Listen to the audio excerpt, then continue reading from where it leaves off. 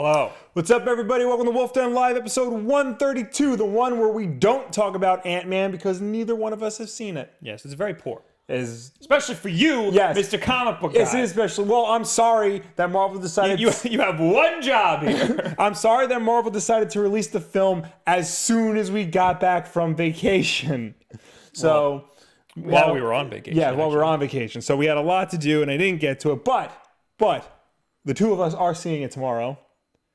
So yes, that is true. We will rectify that and talk about it the week after. What up, Jodiah? What up, Passy? What up, Matt White? What up, Smoker? What up, Smoke? His name's just Smoke. What up, Zombie? Hello, everybody. Hello, anyone and everyone who is here.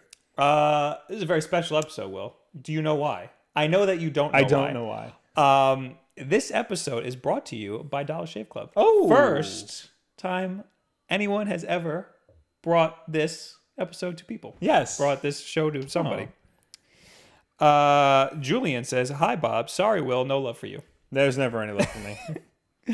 So, there's a lot going on. Yeah. There are a lot. I was not expecting this much. Yeah, me neither. It seemed like a quiet week, but then when I went through the news, I'm like, oh, there's things that I can talk about. And I tried to get it in early to get through everything. But my goal is to read everything first, or at least go through it so that we don't sit here and read articles the whole time. Because people don't like that. People also don't like when we Google stuff. I'm sorry, everybody. Yeah. But there's a lot. Mm-hmm. For instance, what are you doing right now? I'm just tweeting out the Wulff. Oh, that's very important. Yes. For instance, Nintendo had their financial earnings call thing that they do every quarter. Right.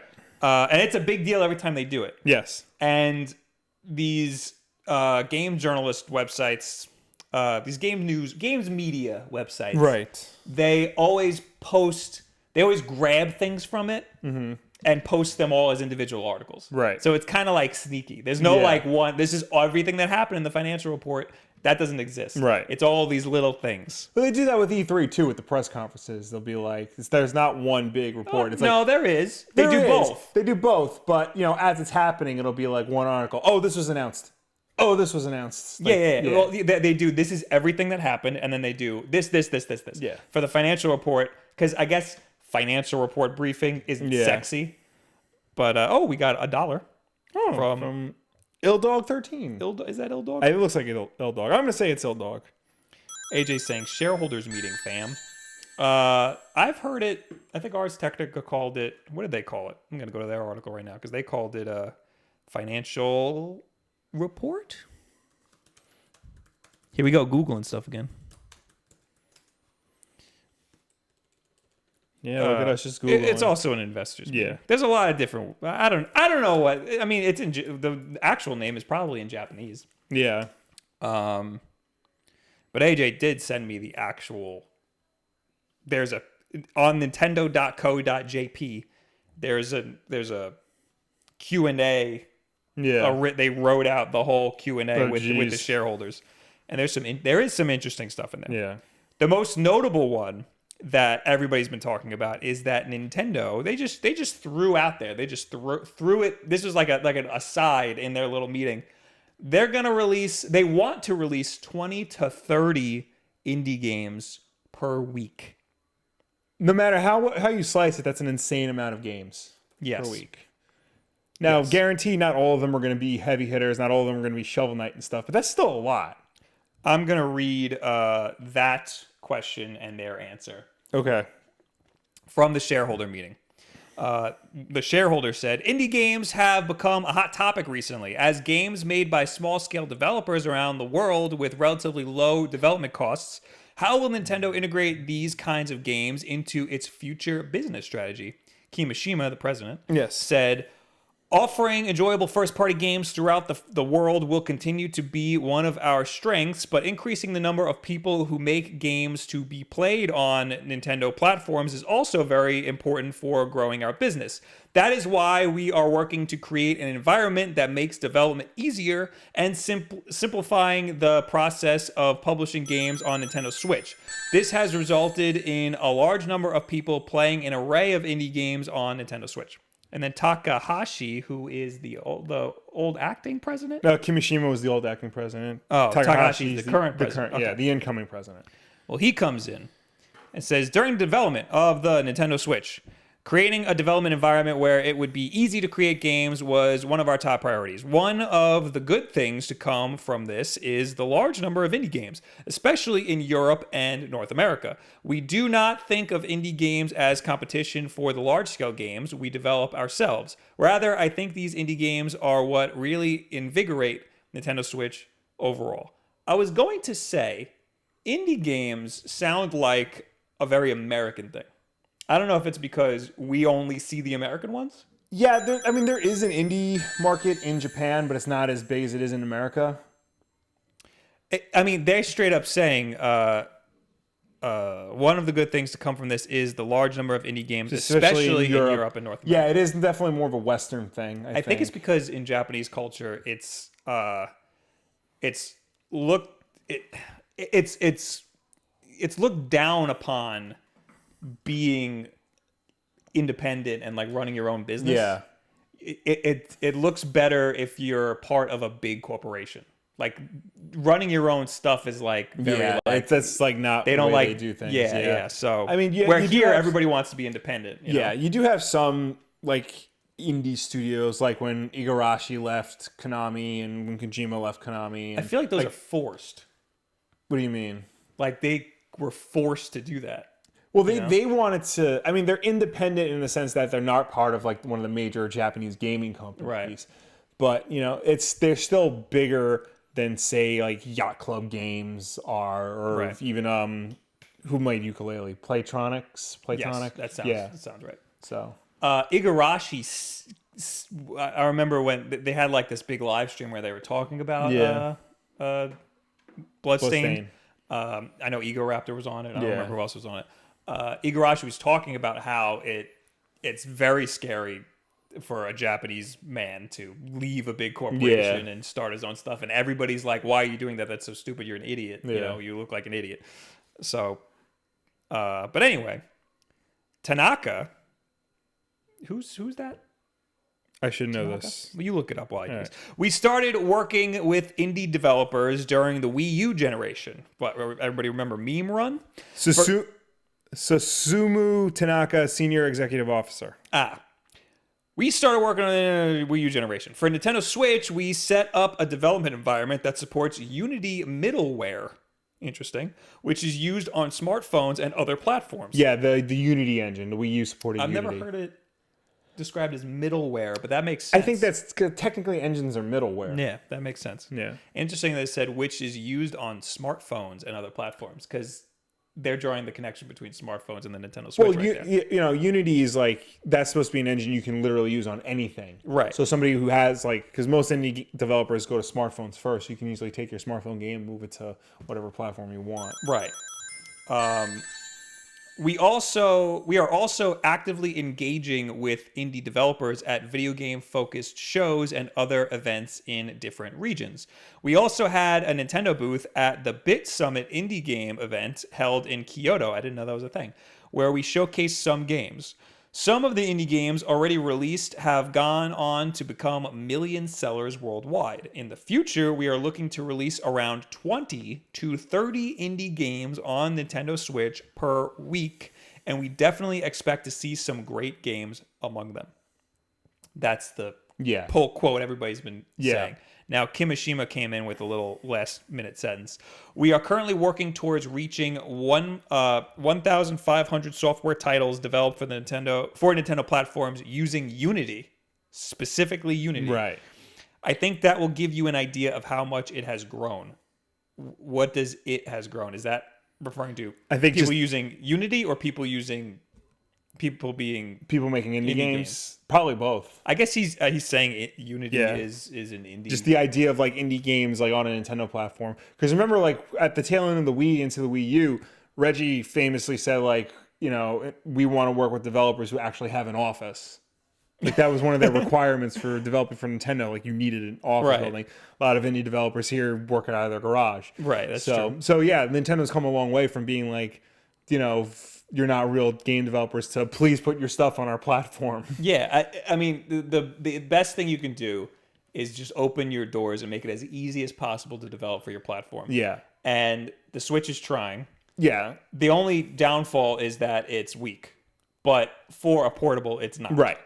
And that's why you have people like Panic Button, Yeah. they're not an indie developer anymore anyway, but all these big publishers are like, hey, Panic Button, could you just toss our stuff on the Switch? Yeah. That's why we have Warframe coming out now.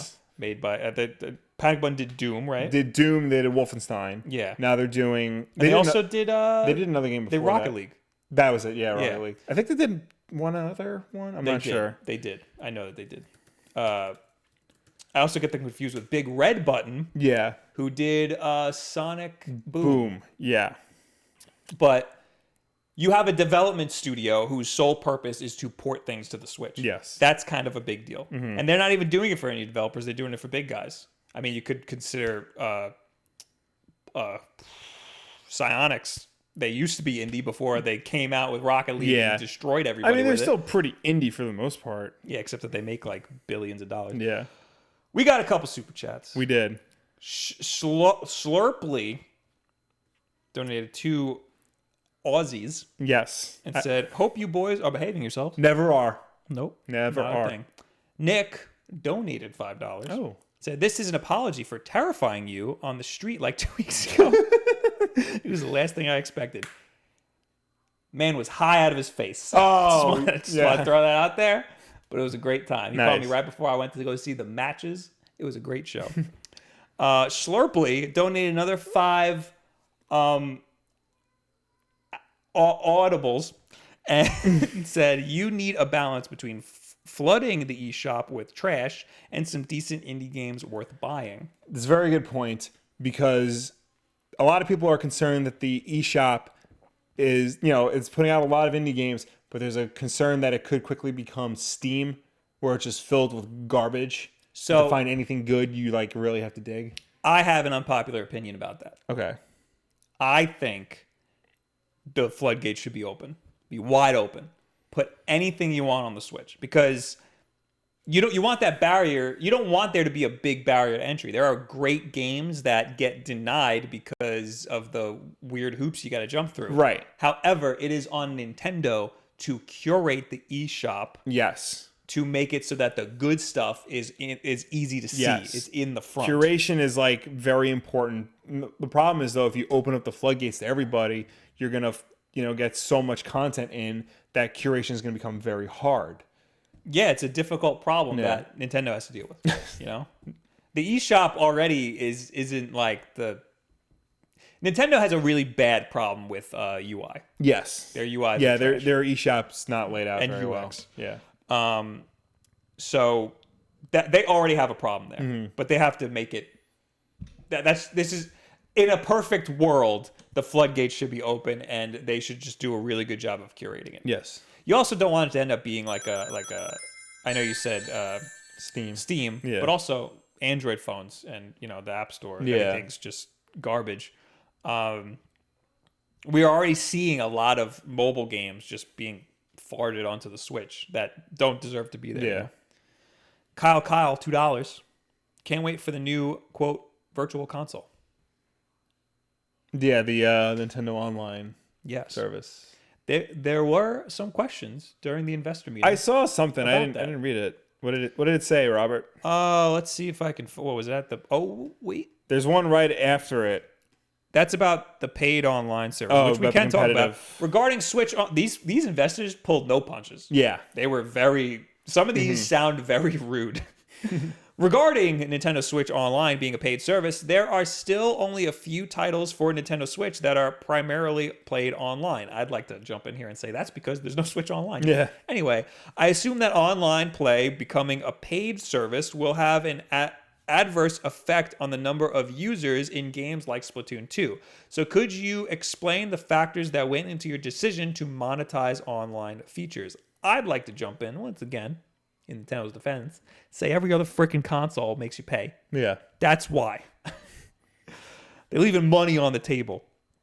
Kimishima says Nintendo Switch Online will allow individual users to participate in competitive and cooperative online play for 300 yen for 1 month and 2,400 yen for 1 year.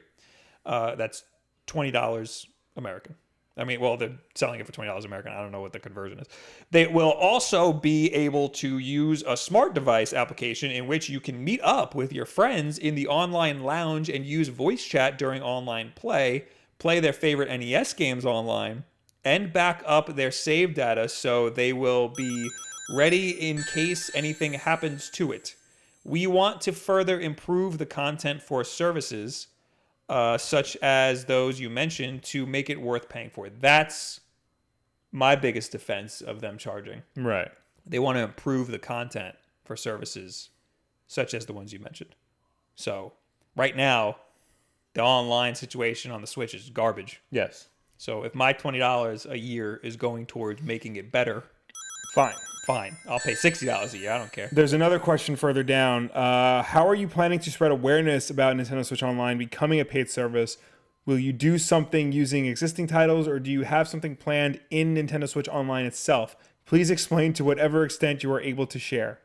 And then Takahashi says, we should be able to give you a little more information as we get closer to the official launch in September. Our aim is to provide consumers with variety of ways to play and the ability to use the system in a more convenient way. I will have to ask for your patience until we are ready to discuss any further details. Was that the last one? That was the very last one. Yes. Yeah. That was another article I saw spun out. Yeah. Nintendo has more to announce with Switch Online, but they didn't announce anything. Yeah. There is no... Oh, wait. They said as we get closer to the official launch in September. Okay. Yeah. So we know it's happening in September. Yeah. I thought I was up in the air still, but apparently it's coming out in September. That's very good. Yes. That's also very soon. Yes. It's only 2 months away. I'm assuming it's going to be the end of September. Probably. Also, they did note again about the NES games. Mm-hmm. They said that right after they talked about the app, though, which scares me a little bit. Kimishima said they will also be able to use a smart device application in which you can meet up with your friends in the online lounge and use voice chat during online play, play their favorite NES games. Oh, so yeah, that's a separate thing. And, play their favorite NES games online. That's cool. Yeah. And back up their save data so they will be ready in case anything happens to it. Was that previously announced? What? The backing up the save data? Yeah. To the cloud. That's a big deal. Yeah. Because Lord knows we need it. Yeah. I'm worried about, I'm going to run out of space on my SD card. I'm going to need a way to back all that stuff up. Just remember the backing up is cloud save only. Like, you still can't back it up to another SD card or anything like that. What? Remember when they announced this a while ago, people were complaining that the only way to back up your save data is to the cloud and you have to pay for it, whereas every other system has at least one free method of backing up your save data. Oh, okay, yeah. I mean, I'm going to pay for it anyway, so I don't care. So it doesn't matter. BLC with 2 Canadian sloops. Should I get Celeste, Golf Story, or Mushroom War 2? There's been an influx of people asking me what games they should buy. Well, what game should they buy? I mean, out of all these, Celeste. But you got to look at them. What games do you want? Right. People love Golf Story. I haven't played Golf Story because, I like golf games, but it's also an RPG. Right. And I like games like Celeste way better. Yeah. But that's up to you, buddy. I got plenty of videos talking about all those things. Yeah. And Marco with 5 actual Real, hard, God bless wet American dollars. says, definitely agree with Bob. Thanks so much. The gates should be open, but Nintendo needs a rating system. If they aren't going to weed out the trash, let us do it. Yes, I think a rating system's good. I don't know about letting us curate the whole that can be shop. abused very quickly. Yeah, that's bad like, news. you ever read Amazon reviews? They're either 5 stars or 1. Yeah. That's it. That and people troll. Yeah. You know? If when Call of Duty inevitably comes out on the Switch, it's just going to get a 1. Yeah. And you'll never be able to find it. Keiju Hero says, when are you going to come on the Spawncast again?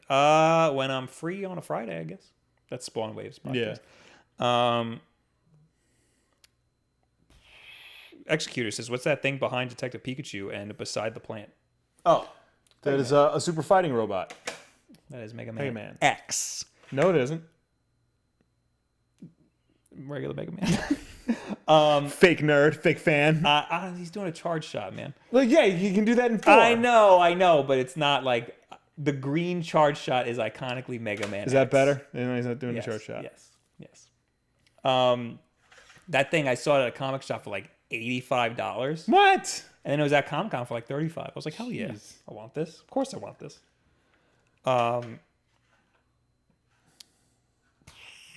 Oh, Fred just dropped my playlist for Switch videos. Thank you. I have a lot of game recommendation videos. Yeah. Watch them. What else about this thing, about this Presser do we want to talk about? There was a good one about Labo. Oh, yeah. I just... This is a long one, but... Yeah. You set a goal for selling 20 million hardware units and 100 million software units for the Nintendo Switch for the fiscal year ending in March 2019. I don't think that's too outlandish. No, I don't think... They're well on their way to 20 million. Yeah, units. that's not going to be a problem. But this guy says, how does the current situation compare to your estimate? Additionally, one reason given for the recent drop in share price is the report that Nintendo Labo has been selling poorly. Could you share your thoughts on this? Also, another aside, I didn't put this as a story, even though this is pretty big news, but after E3, pre-order, actually, I think we talked about this already.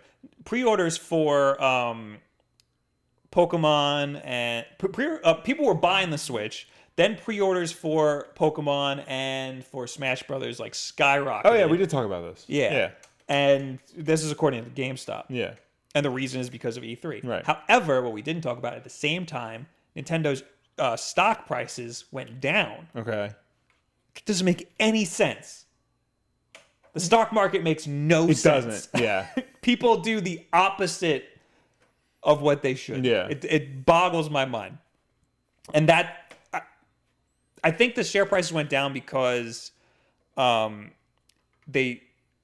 didn't think it was enough games. I think it's because Pokemon was they announced it the week before. Also, what was I going to say? They said, I think they said that the 20 million hardware units was too many, or that something like that. They changed their estimate. Yeah. Or Kimishima said it's going to be difficult to hit that. That's what he said. Yeah. And that made people freak out for no reason. But anyway, to this, Kimishima... Did I say the Labo part already? Yeah. Labo is selling poorly. Yes. Okay. Kimishima says, our sales target for the Nintendo Switch hardware and software during this fiscal year will not be an easy challenge to meet, but we are putting all our efforts into doing just that. If you look at our software lineup for the fiscal year that we showed at E3, you can see a relative trend that the titles that resonate most with consumers are concentrated towards the latter half. That is why I think the Nintendo Switch hardware sales during the fiscal year will be slightly different from in the last.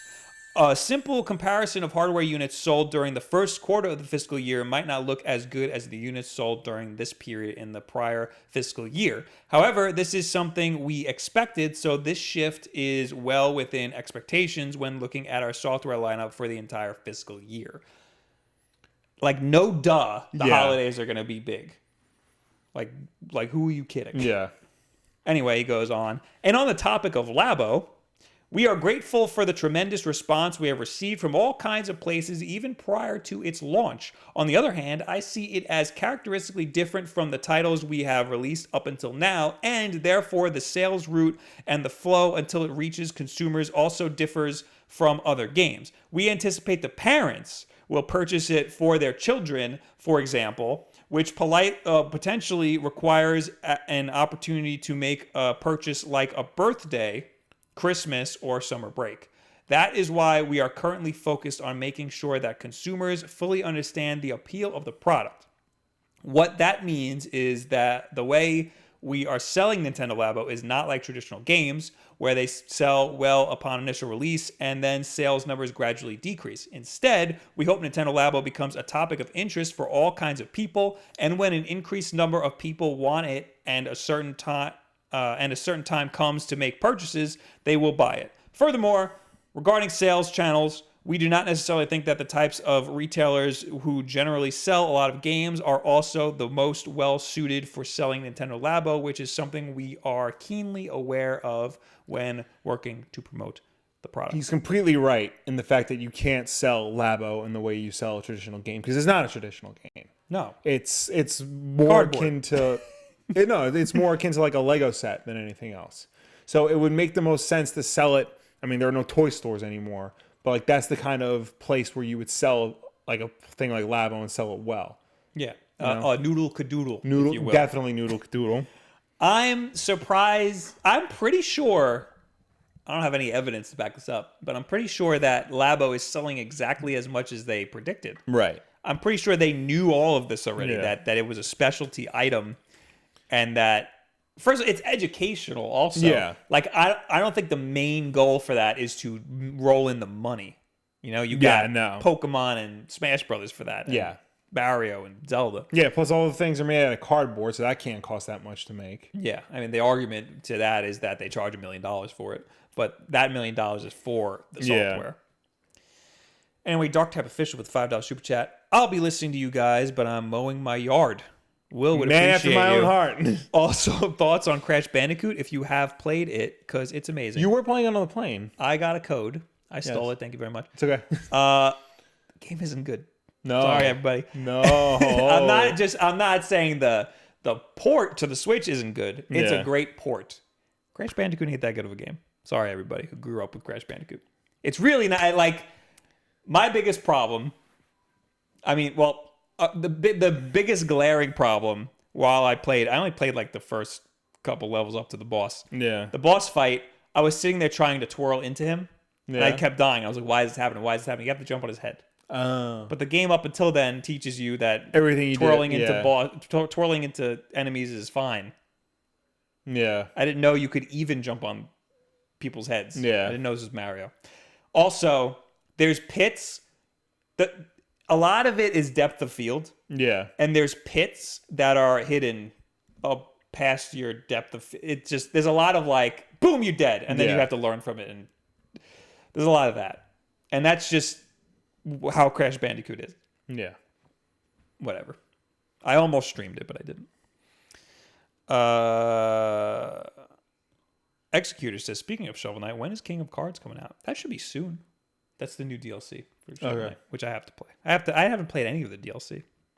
Have you ever played Shovel Knight, period? Nope, never have. How? I know I should. How is that possible? It's possible. It will be one of your favorite Switch games. I guarantee probably. it.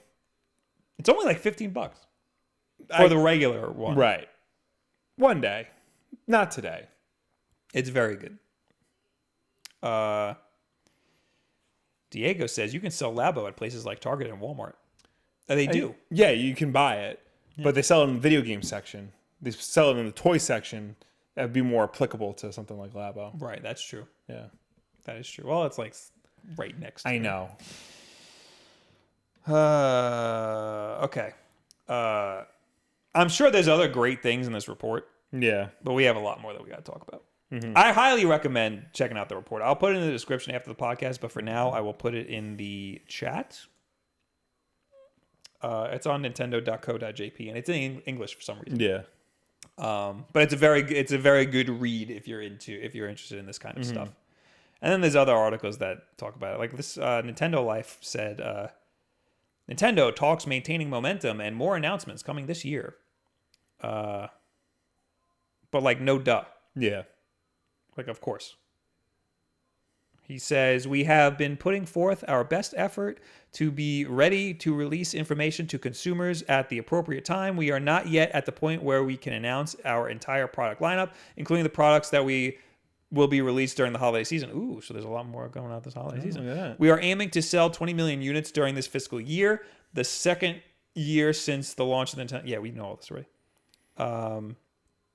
We plan on... and then they talk about Pokemon and Yeah. Smash Brothers. We plan to use this robust lineup, including popular titles that were already released prior to the last fiscal year, to maintain and increase the momentum we have with Nintendo Switch for the holiday season, which is the most significant period for sales. We'll communicate more detailed information to consumers at a later date. Yeah, so that's all stuff we already knew. Yeah. Which was, they made a whole article about for some reason. I guess when you're a games journalist, you find something like this and you just rip it apart. Yeah, usually. I mean, you know what? That's what we did. Yeah. So can't really complain. We got a lot more to talk about. Yes. But first, you already know this episode is brought to you by Dollar Shave Club. Yes, Dollar Shave Club, the place. You don't have an ad. I don't have an ad ready for it. You're gonna pretend like you have an ad ready. I didn't. Listen. I've watched enough podcasts to put together Okay, an ad do for it. Dollar Shave Do Club. one. Dollar Shave Club is the number one shaving subscription service in America, where you can subscribe and get razor blades sent to your door for only a few bucks a month. You can get high quality products like Dr. Carver's shave butter, the one white Charlie butt wipes, and many different kinds of blades, including the Executor, the something else, and another one. There's This two is blades. actually perfect. There's a 2-blade model, a 4-blade model, and a 6-blade model, I believe, is the big one. I don't know. So for you to get your razors, go to dollarshaveclub.com/Wulff and enter the promo code. Enter the promo code Wulff to get your free trial, a percentage off, or whatever. Inserted here. Thank you. However, there's no ad read. We're playing a video. So all of that's all true. You nailed it. That was perfect. I've watched enough podcasts to know. They're only paying us to play this video. All right. So we're playing a video right now.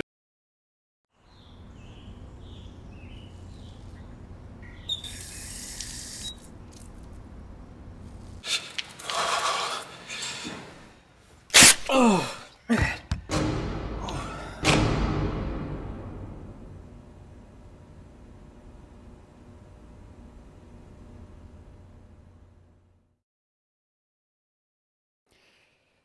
And we're back.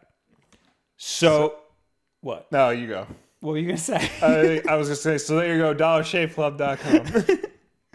/Wulff. Yeah, /Wulff. Actually, go to the link in the description and watch the full video. So that was a 30-minute snippet that you didn't see. No. It's a guy who looks exactly like me. And I don't know if they picked it because he looks like me, but he looks exactly like me with glasses. I mean, they probably did. And it's about getting ready. Yeah. It's about how we all have different ways to get ready in the morning. Mm-hmm. And this guy puts duct tape on his nipples and rips them off. I also have hairy nipples. Did they know this about me?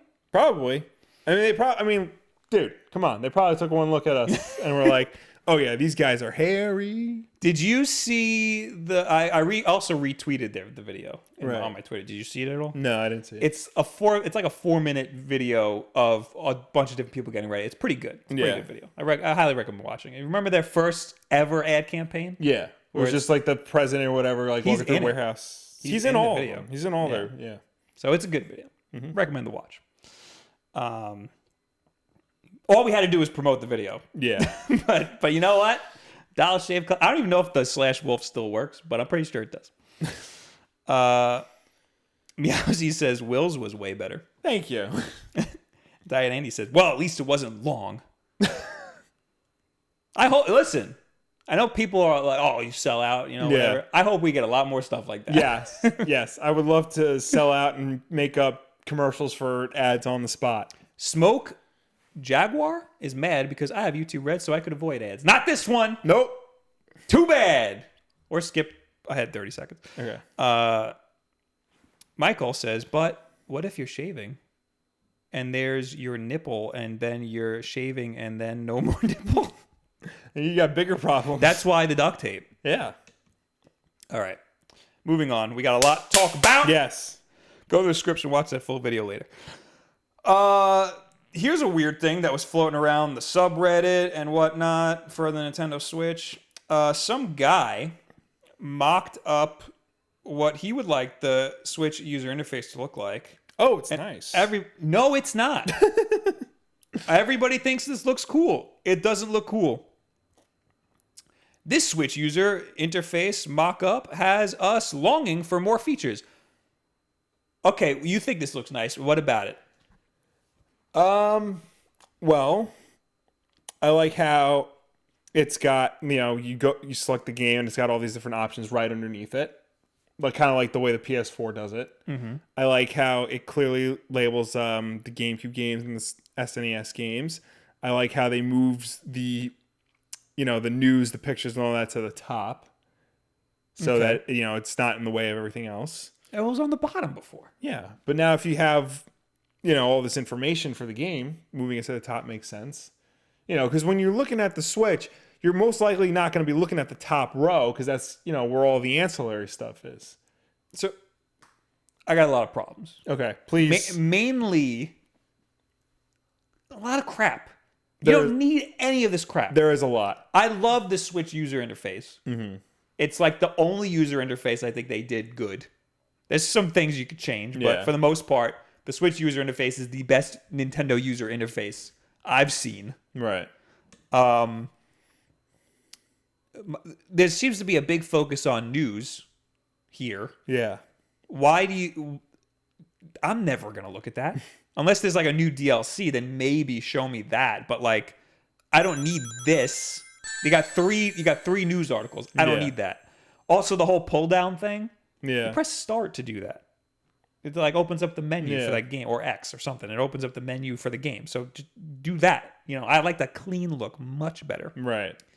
I do like the call out for GameCube and Super Nintendo. That's cool, but that's something we might end up seeing eventually. My biggest problem is, that's really the only two changes here. Are the biggest ones are the news and the pull down, which I think you don't need that. I think it's completely useless. But Nintendo Life says the Switch user interface often... Blah, blah, I'll just skip the first paragraph. It has to be said there's something smooth and sleek about the Switch's current minimalist design. I agree. With the only real options being light and dark themes, the whole interface is left incredibly uncluttered to the point where the games themselves really catch the eye. And I think the games themselves should be the focus. Right. Having said that, we can't help but long for more features and other goodies that could be implemented onto the screen.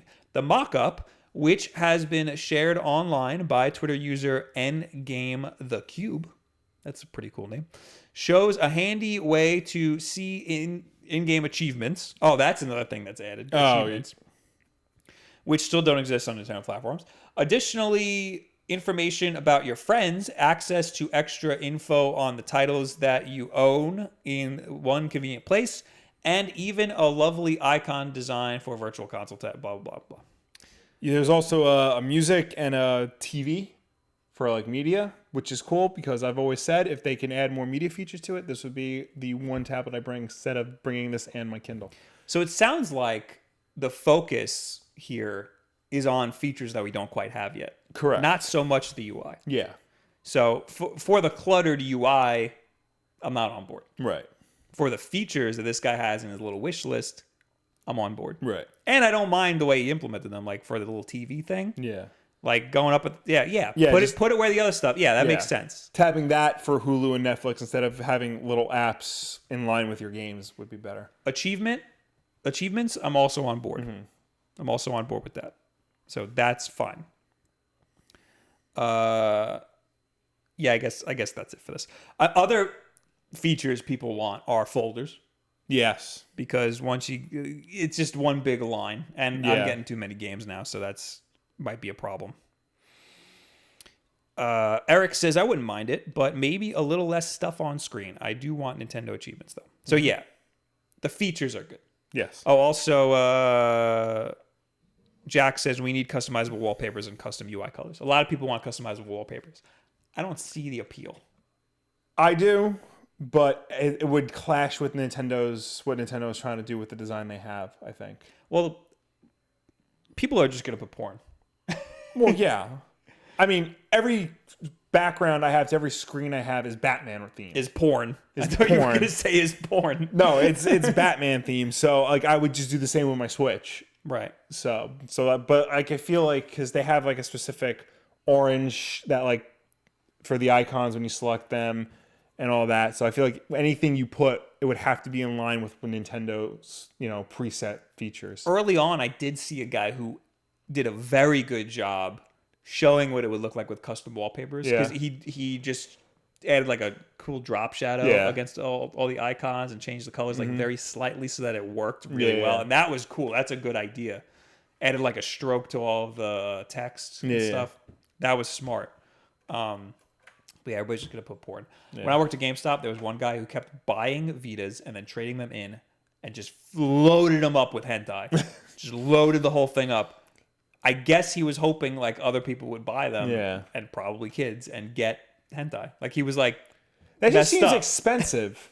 Yeah. But a lot of people would buy stuff, trade it in, and then buy it used because they like need the money now, and then when they get the money, they'll buy it. It's counterintuitive. Yeah. But they would do it over and over again. Right. And it's unclear if this was one of those guys or if he was a guy who was trying to get people to buy his hentai. Right. Anyway, eventually, the store had to be like, "Hey, knock it off. Stop giving us porn-filled Vitas." We also got a $2 from Burgundy Burnouts. Bob still looks like Willy Wonka. It's so distracting. Give it a week, and then I won't anymore, okay? I don't know. I want everybody who tells me I look like Willy Wonka to be perma-banned from this chat. You see, growing up... Oh, yeah. Names as a child named William was very hard for me. Willie. People used to call you Willie. Yes, people still do. So growing up with that name and being bullied and harassed, called Willy Wonka and Free Willy. I was Bob the Builder, okay? So I feel your pain. All right, I was Willy Wonka for longer than you were Bob the Builder, because Bob the Builder came out much later. You also... No. Yes. No. Yes, I was... Yes. When did Bob the Builder... I was in like elementary school and I was being called Bob the Builder. Also, you had long hair. So when Willy Wonka had long hair, that was a problem. No, Willy Wonka always had long hair. Both versions. Really? Yeah, Gene Wilder. Yeah, but the what's his name? Johnny Depp. The Johnny Depp one. Well, my long hair was never like styled in that particular way. A bob. Yeah, Bob the Builder debuted in 1998. So, yeah, you were still in elementary school. Yep. There you go. Yep. I mean, it's still. I was 9. Point is, I'm finally happy that you're now being called Willy Wonka and I'm not. Anyway, what else should we? There's a lot of Switch stuff. There's a lot of Switch stuff, but I want to talk about this because it's. We'll get off Switch for a minute, and we'll come back onto it. Okay.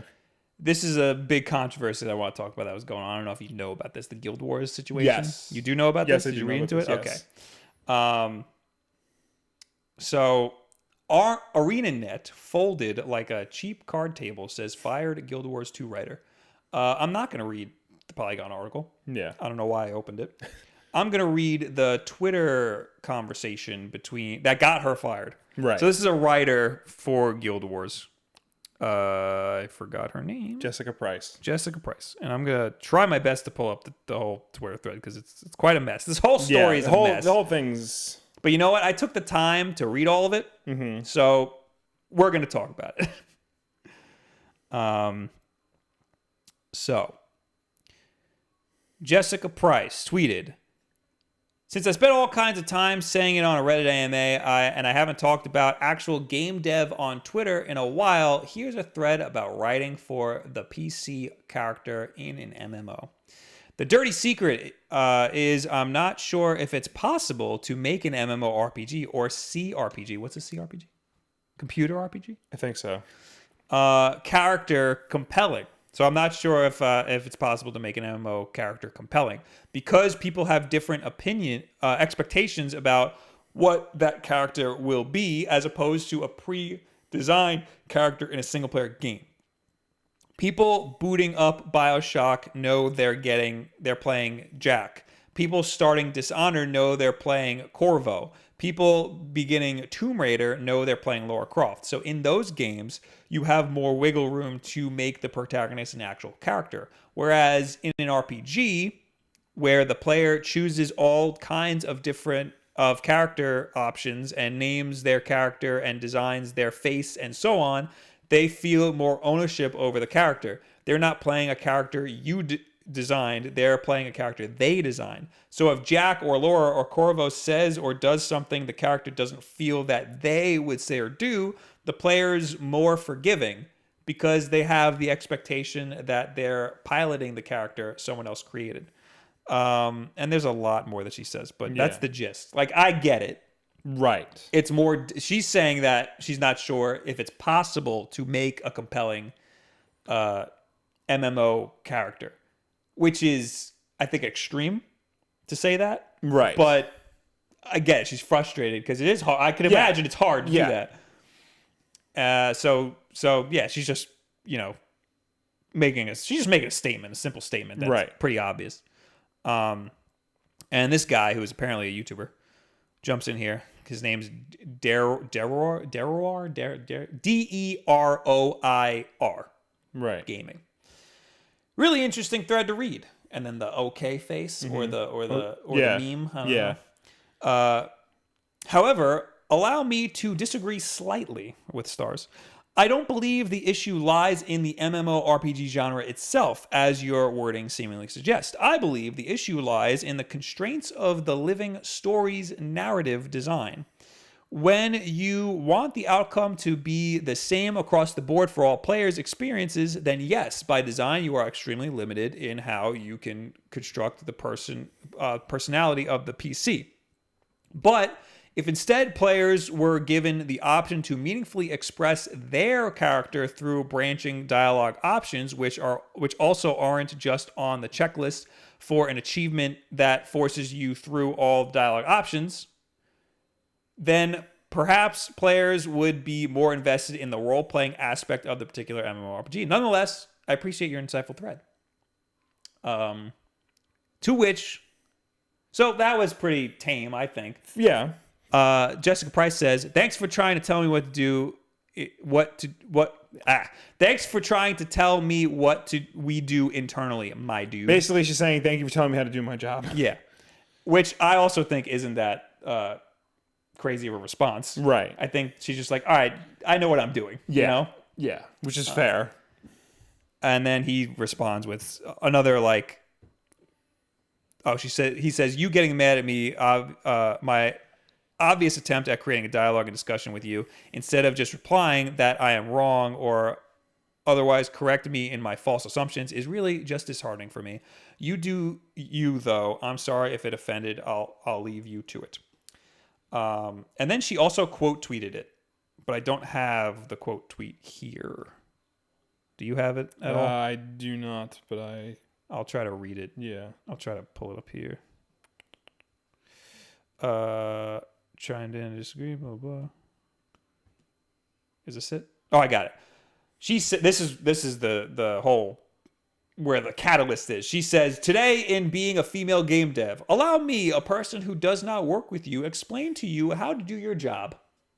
So now it becomes a mansplaining situation. Yes. And now Jessica Price has been fired from working on Guild Wars. She followed up with, like, the next rando asshat who attempts to explain the concept of branching dialogue to me as if, having worked in the game narrative for an effing decade, I have never heard of it, is getting insta-blocked PSA.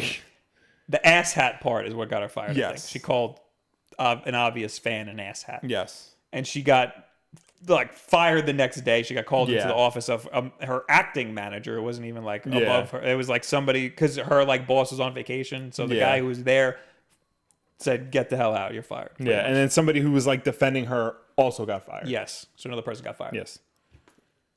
Whole situation is ridiculous. Yes. Everything was done wrong in this situation. Yes. She should not have been fired.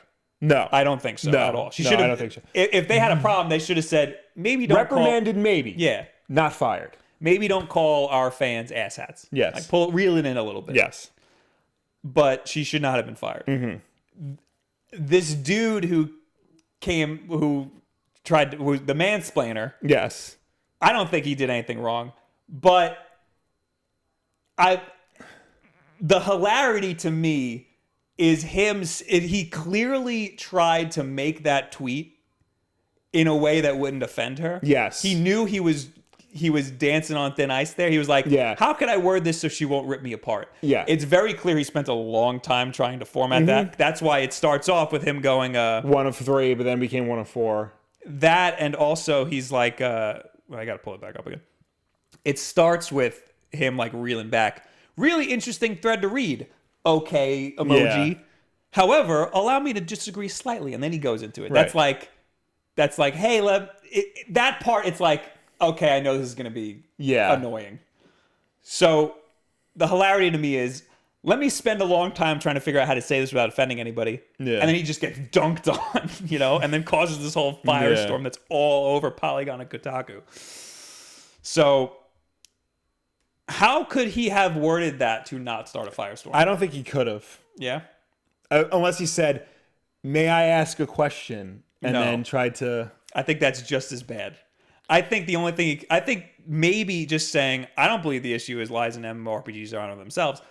If he just dumps into that, but then she just probably would have ignored him. Yeah. I don't know. I feel like there really was no way to do it. It becoming a gender issue is strange. I could imagine that, women who work in something like game dev, they probably get stuff like this a lot. Yeah. I don't know if you get stuff, but I get stuff, people like, when I complain about YouTube, people are like, oh, you should do this. And it's like, you don't do YouTube. You don't know anything. I've gotten that a couple times. The other day, one of my friends was like, I was talking about something, and he was like, you got to be on Instagram TV because this. I'm like, I know I do, but I have a lot of other priorities right now. He's like, all you have to do is take the videos and just format them differently. And I was like, okay, you do that for me. He's like, all right, I'll just take them and flip them. And I'm like, no, then you don't know anything. If you're gonna take the Instagram video and flip it, you don't know anything. Yeah. Immediate shutdown. Don't tell me how to do my job. Yeah. I'd imagine that women in a position like that get it's it harder worse. too, because they have to try that much harder to prove themselves that they're just as good, if not better, than and in a male-dominated industry. And here comes along some guy who doesn't work in the industry being like, "Excuse me." But again, I don't think he's trying to mansplain. I don't think he's doing it intentionally. No, it's just like the way he worded it in the beginning is like, how can I make this as nice as possible? Yeah. To open up a dialogue, and it backfired completely. Yeah. But anyway, the whole situation's dumb. Yeah. I think the biggest offender here is ArenaNet. Yeah. The people who make Guild Wars, for firing her for pretty much no reason. No, absolutely. I don't think the YouTuber did anything really that wrong. No, I don't think she did either, though. Yeah. Maybe she called him an asshat. But even still, like that, you get reprimanded for that. Slap on the wrist. Slap on the wrist. You make it explicitly clear what you can and cannot do in social media when responding to consumers, and then you move on from there. Yes. Because she was told when she signed on that she would be able to say whatever she wants. Right. Maybe they should have been like, don't insult people. Yeah. Trying to see what the chat has to say about this. I would imagine people have many opinions on this because it was all over Twitter the other day. People are just upset about my hair, really. Yeah, that's. Bob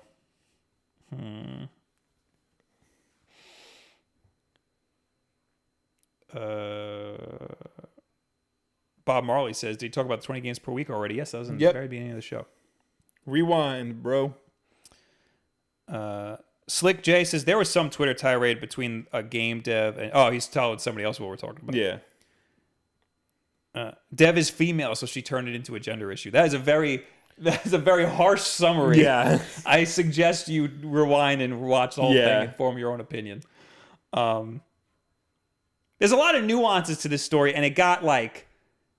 It's just like everything in our messed up world. It got divided into two sides. Yeah. People who took way too many extremes. I think there's a very clear middle line. Right. That nobody walks the middle line. Right. You're either on one side or the other like side. What happened isn't nothing bad happened. Yeah. The only bad thing is that ArenaNet fired her when she probably should have just gotten a slap on the wrist. Me Trying says he should have been more straightforward. It just sounds condescending the way it is.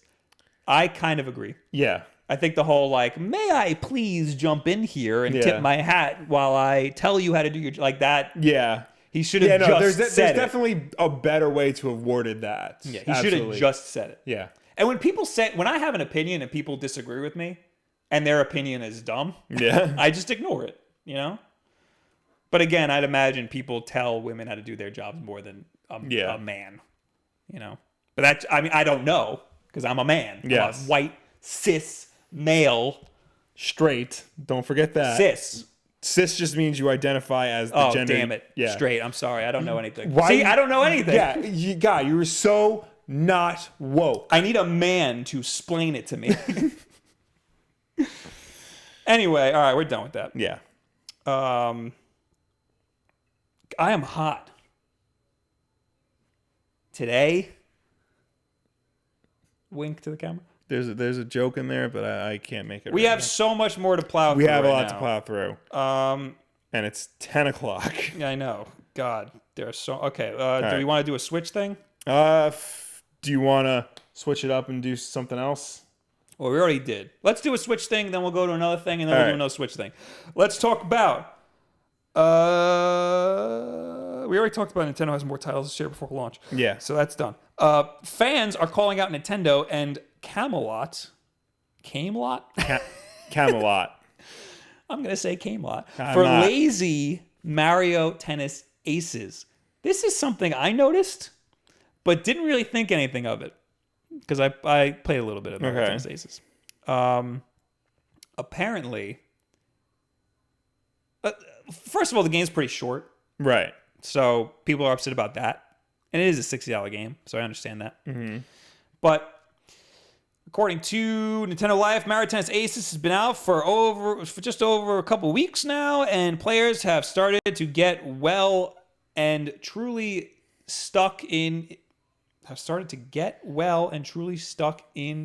everything it has to offer. That's a European slang. Yeah. That's an English slang right there. Yeah, I don't like that.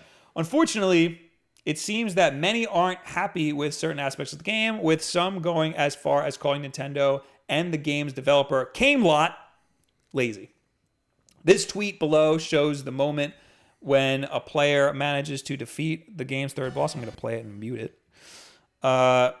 You'll no doubt be aware that defeating these bosses earns you a power gem, but watch what happens when the treasure chest opens. So I didn't even know it's supposed to give you a power gem because there's no... Yeah, nothing happens. There's no asset for a power gem in the entire game. Jeez. They just forgot to put it in. Yeah. Which is a glaring oversight, if I do say so myself. However, I don't think it's like docked points to the game because they've missed an asset, you know? Yeah. Well, the thing is, it's Nintendo who are known for like their polish. That's true. And like an oversight like this is pretty glaring. This is something that can be patched. Yes. I mean, let's be real here. We live in a patching world. This is going to get patched out. And Nintendo Life says whether a patch will be implemented to fix any issue such as this remains to be seen, but it seems very strange for something like this to pass through Nintendo, usually near flawless quality assurance. Yeah.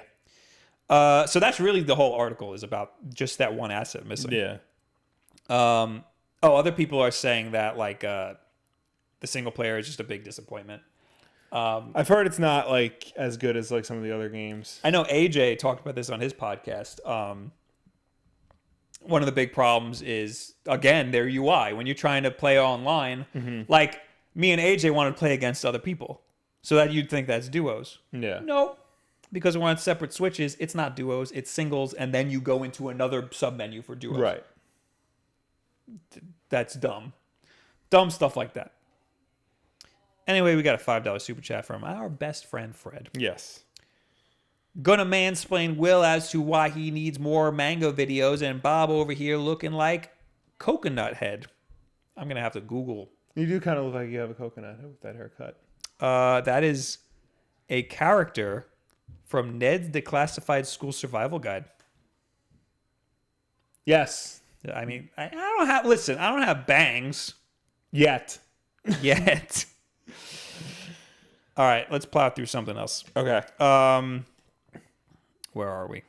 We are somewhere. This is just a mishmash of news stories. Well, why don't you do one? All right. Bob, what was your biggest problem with The Last Jedi? Wasn't sexy. I know. Well, I got good news for you. Yes. Episode 9 is going to be very sexy. Nice. Because Billy D. Williams is back. Okay, that's where you're going. I was like, what is happening? According to The Hollywood Reporter, the actor who famously played the galactic gambler Lando Calrissian will reprise the role in Star Wars Episode 9, the next installment from Lucasfilm. Chatter about Williams joining the production, which is set to begin later this summer, increased in recent days when the actor bowed out of an upcoming sci-fi and pop culture convention, citing conflict with a movie schedule. Sources confirmed to Hollywood Reporter that Williams is indeed returning to the Star Wars film franchise for the first time since 1983's Return of the Jedi. That's incorrect. Billy D. Williams has returned to Star Wars on multiple occasions. He was in Jedi Outcast. He reprised Lando. I didn't know He that. was in an episode of Rebels. I did know that. Yeah.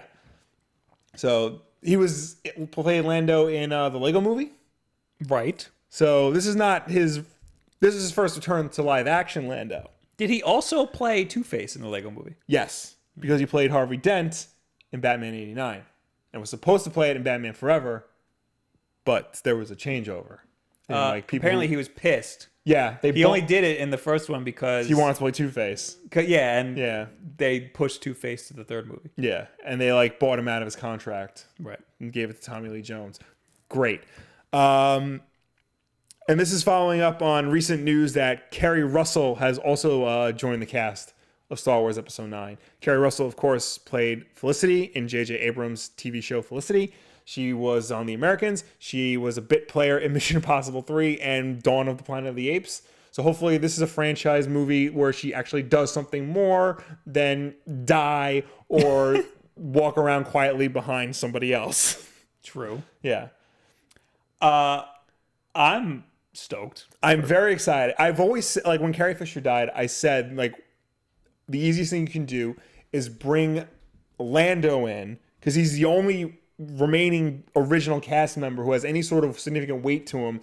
Have him sort of fill the role that she would have. Obviously, it couldn't be a one-to-one replacement, but he's the closest one that could carry that same torch. People loved seeing him in the lead up to Solo. Yes. Not so much in Solo. Yeah. But in the lead up to Solo. I wanted him in Episode 8. Yeah. The whole time I was like, he would fit so well. Yeah. As a replacement to Han, you know? Yeah. So hopefully we get that. Yeah. No, I think we will. I think he's going to do well. I think it's going to be, the way they've handled. All right, screw it. The way they've handled all the returning characters, yes, including Luke, has been great. So Disagree. I feel like Lando's going to be done. He's going to fit in. It's going to feel natural, and it's going to work very well. And I'm excited to see what Kerry Russell has to do. You've had some interesting Twitter tirades about Luke recently. Yes. In Episode 8. Yes. I would encourage people to go to Will's Twitter and look at it. Yes. The link is in the description somewhere. I disagree, but I'm not going to get into it. Yeah. I'd like to just unpack Tor in a Box in the chat, who says, Bob Wolf, all one word, but spelled correctly. You're my frickin' religion. Religion. Yes. Tell that to the IRS. Yes. So that I don't have to pay any taxes anymore. We also got a $5 super chat from Yosef. Late, but here. Yes, thank you. Anybody you. who's late is required to pay a late tax. Yes. Yes. It's only $1 though. $5 is too much.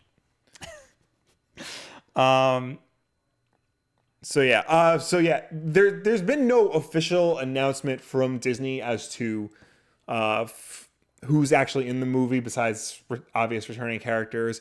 Usually they'll have some news thing where it's oh, we started filming, oh, we read the script or something like that. They haven't done that yet.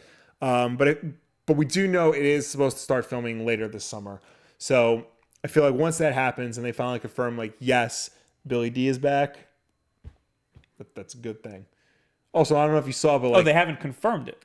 Disney hasn't, but everyone else is pretty much saying yeah, no, Lando's in the movie. Okay, well that's a big deal. Yeah, I don't know if you saw, but Mark Hamill recently revealed he shaved. So everyone's that means he's not in it. Well, we don't know. Oh, he could be a ghost. His Force ghost might be younger Luke. That'd be great. Yeah. I want a Luke redemption. You had your Luke redemption at the end of Yes. I did not. Yes. Go to his Twitter and read his dumb, stupid stuff. Your dumb, stupid stuff. I'd like to stay off topic. Okay. And look at the San Diego Comic-Con exclusive toys. Oh, yes. These are awesome.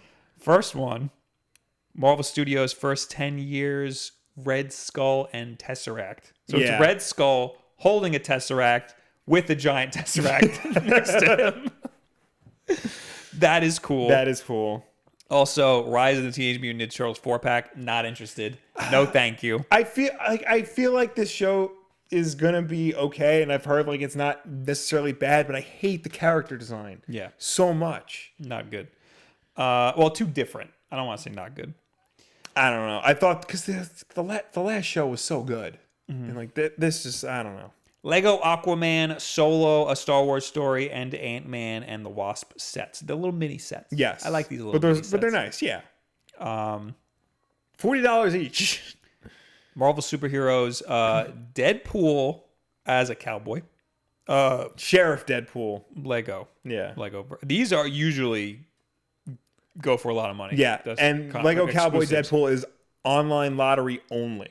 Oh, damn. Yeah. So what does that mean? It means you got to sign up online and hope that you get it. Damn.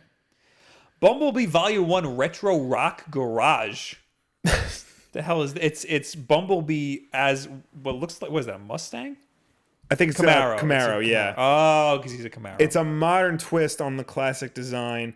This retro themed Bumblebee features a 1977 Camaro that transforms into the titular hero, but will also feature two Dinobots called Dairu and Aruza, who were previously only available in Japan. Also, the Dinobots turn into cassette tapes.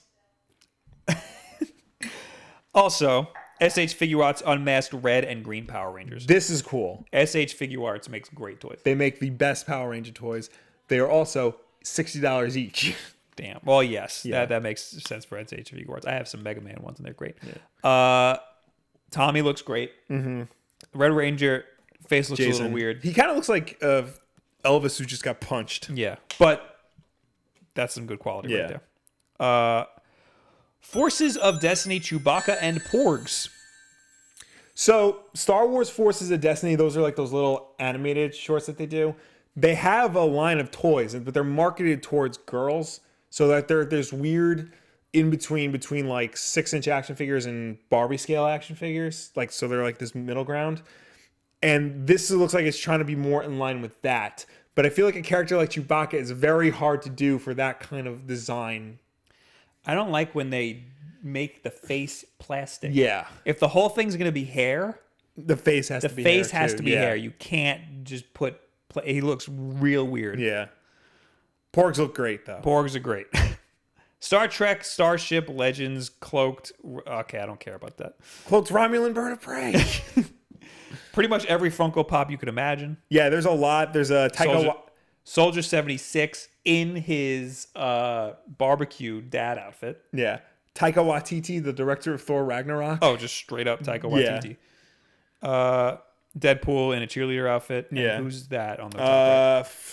What's her face from Game of Thrones? Who Diana Rigg plays? I don't know because I don't watch that show. Also, a dead Yamcha, which is not pictured. I saw that. I saw that. Also, Defenders Rail Authority 5-pack. So this Marvel's Defenders. Yeah, this looks awesome. It's all from the Marvel Netflix show, The Defenders. Even stupid ass Iron Fist. He's all alone on the floor. Because nobody wants to. They're on like a subway car. Oh, that's Colleen Wing. That's cool. She was the only good character in that whole show. Just a Guillermo del Toro action figure, no problem. Yeah, just not him playing character. Just straight up Guillermo del Toro. Straight from NECA. Only $40. Yeah. Some Steven Universe plushies. Star Wars Black Series Bespin, Han Solo, and Mynock, the little bat thing. The little bat thing from Empire. That's really cool. Yes. That's a big box, dude. Yeah. 112 Punisher and Batman Beyond. I'm a big fan of that Batman Beyond. From Mezco, $85. These are 12-inch figures. So much. I know, but they're like super detailed, like real fabric and whatnot. Saru from Star Trek Discovery. Mini bust. Comic color Batman versus Superman action figures. Ooh, I actually like these. Oh, the colored. They're Batman colored looks like cool. they're colored like they are like comic book primary colors. Nice. Oh, weird looking. A some Infinity Gauntlet. Okay. You know, those little tiny. Yeah, Disney looking I things. don't get like all the Disney stuff are like some. I think these are the Ninja Turtles, the die-cast Ninja Turtles. No, these are the NECA Ninja Turtles, movie Ninja Turtles. So NECA made like 12-inch movie action figure Ninja Turtles. Right. They're huge, but they're beautiful and they're super expensive. They're coming out with a regular 6-7-inch set, Oh, okay, that makes sense. and this is you buy when they're available. You're going to buy them individually at Comic-Con. You can either buy them in a set or with a street diorama. Yes. So this is $250 for the street diorama. God, do I want these figures? It's gonna take up so much room. I know. I mean, I'll settle for just the set. I don't really need the street diorama, but Jesus. Star Wars: The Vintage Collection, Dr. Aphra comic set. So I guess this is So this is from the current line of Marvel Comics. Dr. Aphra and her droids, BT and 000. She was like the runaway favorite from the new line, so they're finally giving her own action figure. It's part of the 3 3/4-inch black series that they're repackaging. He-Man laughing Prince Adam. This is funny. This is from that meme. Yes. $35. That's it. It says what's interesting is that He-Man is a Mattel product, but this is made by Super 7. Interesting. Yes. This is the from the music video, the 4 non-blondes. Thing. Yes. I said, hey. That. Yeah. I'm trying to plow through this here. Voltron figure set by Bluefin. Bluefin makes great stuff. Yes. $70 for a transforming, disassembling Voltron is great. Yeah, it's not bad at all. Because Voltron gets mad expensive. Hot Wheels, Star Wars, Marvel, and DC sets. I really like. The Action Comics one. Yeah, that looks nice. That looks cool. Yeah. It's Superman with the thing. Yeah. The Golden Girls T-shirt. Okay, that's it. I think that's it. All right. So if you're going stuff. to San Diego Comic-Con, cool. Yeah. Hit me up. Buy some stuff for me. Yeah, send me that Ninja Turtle set. We also got a super chat. We did. Somewhere. Ray Zeppelin, $2. Crap, the late tax was real. Bob, Splatoon stream. I think that's going to be our next multiplayer stream, Splatoon. So keep your eyes peeled for that. Yes. Let's jump back to Switch stuff real quick. Where are we? We're somewhere. I think we did all of your Switch stuff. I think we did. Do you have one? I have one. All right. So this may not sound like a big idea at first, but it leads to bigger questions. This year, WWE 2K will not get a Switch release. Oh, no. 1 year ago, publisher Take-Two announced that WWE 2K18 would be coming to the Nintendo Switch, the first WWE game on a Nintendo platform since 2012's WWE 13 for the Wii.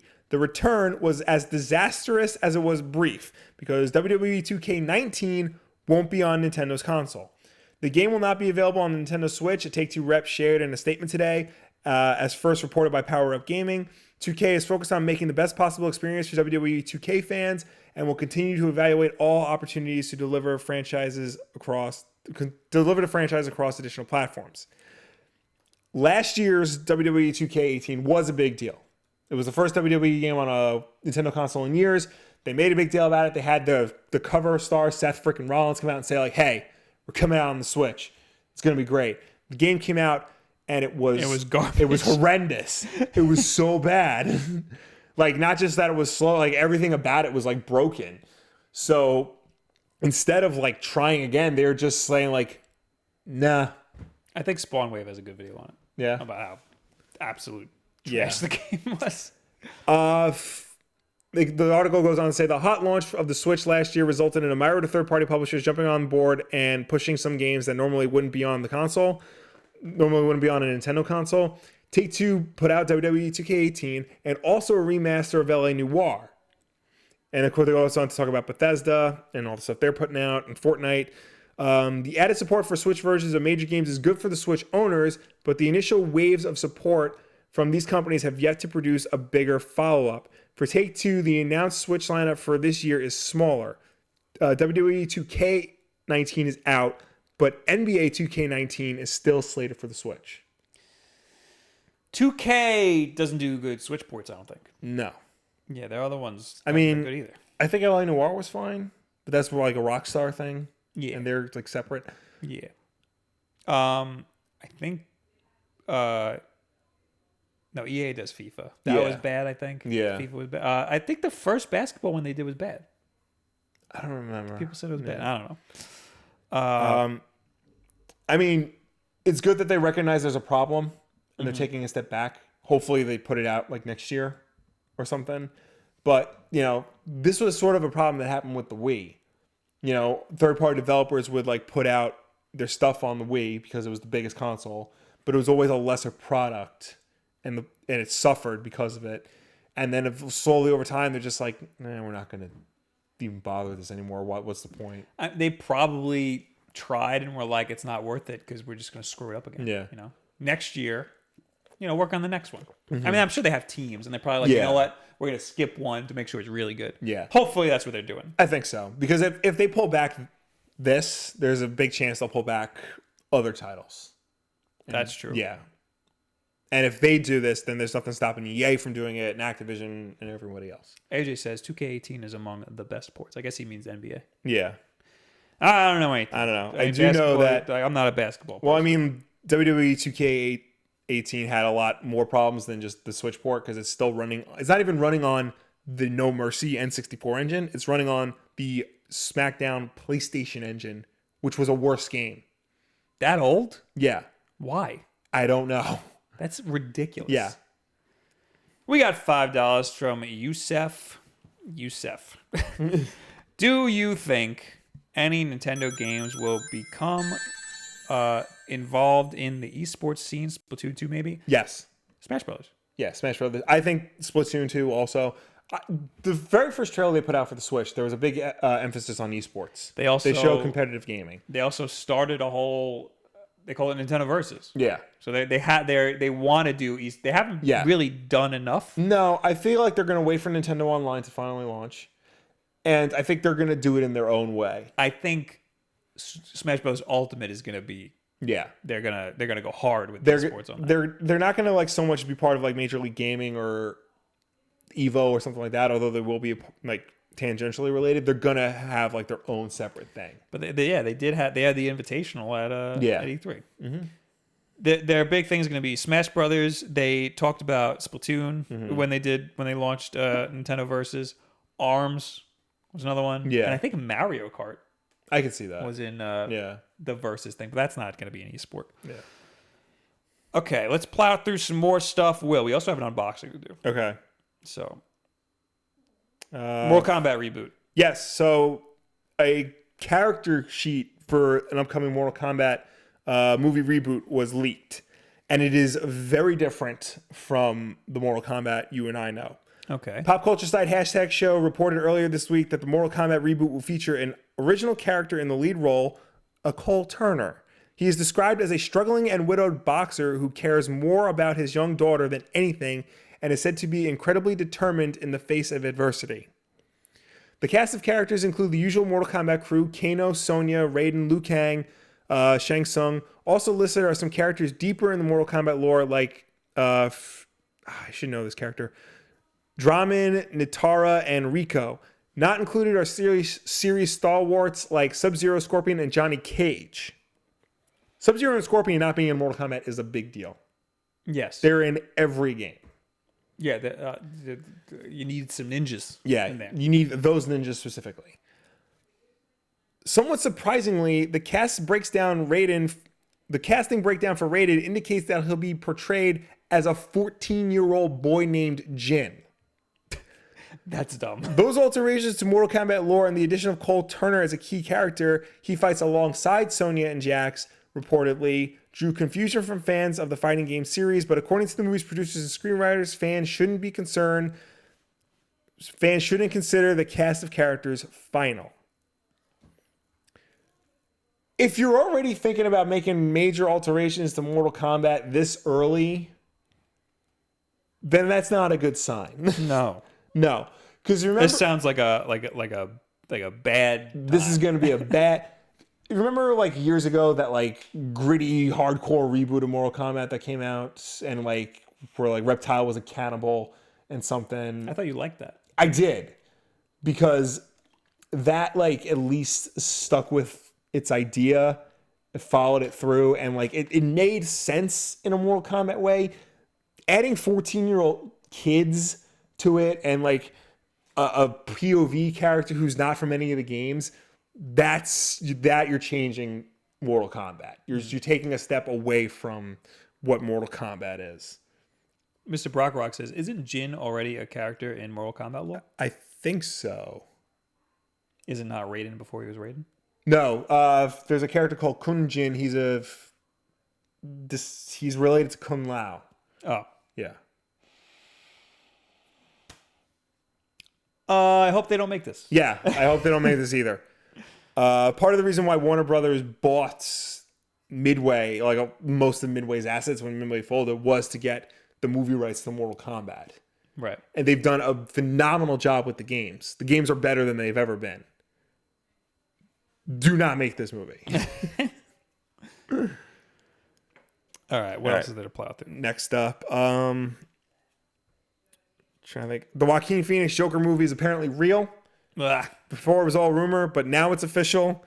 Joaquin Phoenix has finalized his deal to star as the arch nemesis of Batman, and shooting begins in September in New York.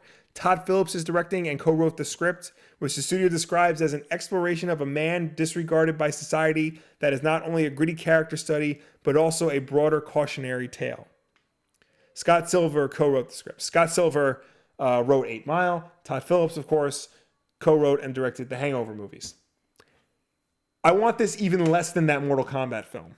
Like, I will take 1 million of those Mortal Kombat films. I don't mind Joaquin Phoenix being the Joker.